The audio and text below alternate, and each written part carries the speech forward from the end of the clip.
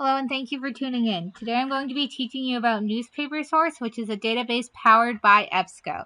So the first thing you're going to want to do is open up a web browser and go to sawyerfreelibrary.org. And then we're going to go to Discover and we're going to go to Research Resources. If you scroll down the page a little bit, you'll see Topics. Go ahead and click on Newspapers and Periodicals.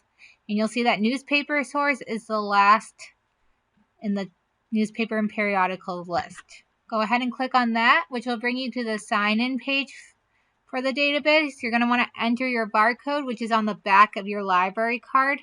After you do that, you're going to want to hit Sign In. This will bring you to the home page for Newspaper Source. You can see that it's a pretty straightforward, simple setup. You have the option to do the basic search, where you can just type in your topic, or you can make it a little bit more advanced by choosing from the following list. So you can choose to have Boolean and phrase, have them search all your search terms, have them apply equivalent subjects, have them search for similar words. You can limit your results to full text. You can limit the years that you want to search. So say you want to search from 2010 to 2020. You can limit your publication type, and you can limit the publication. So let's try searching for fishermen. So you see that it comes up with 25,559 results. That can be a bit overwhelming to go through. So what can we do? On the side you see it says refine results. Here you can limit the results you're seeing. So we can decide we only want articles from 2010 to 2020. So once you type in 2010, you're going to want to click enter. So that brought it down to 11,594, which is a lot more manageable, but can still be a bit daunting to go through. So we can choose to do only full text. This brings it down a little bit further. We can then search by subject.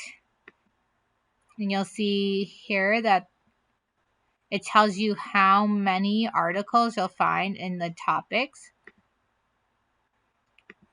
We can search by publication. So if we're looking for a particular newspaper that published these articles. So you see here it says the Gloucester Daily Times did 779 articles. And that's a bit more manageable than 11,000. So that's another way to limit the amount of resources you're getting, even if you start off with a simple source. So say we want to do a more advanced search.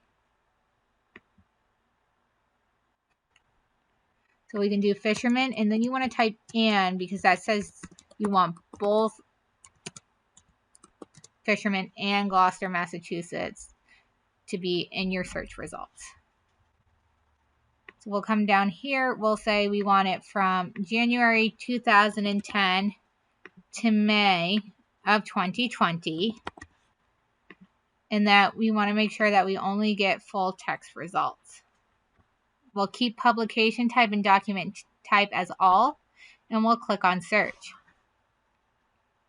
So you see here we come up with 843 results, which isn't too many, but again, if we want specifically articles from the Gloucester Daily Times, we can check that and it will limit the results a little bit more. We can also decide that we want to sort by newest article, or we want to sort by oldest. And then say you're not too happy with the search results and you want to go back to one of your older searches. Well, if you go ahead and click on search history, this will allow you to go back to one of your older searches, and then you can click view results to be able to see all of the articles that popped up during that search. And you can see if you scroll down, you're still having your searches up on the top, which can be really helpful. So that's pretty much how you use Newspaper Source. If you click on one, you see that you get the article.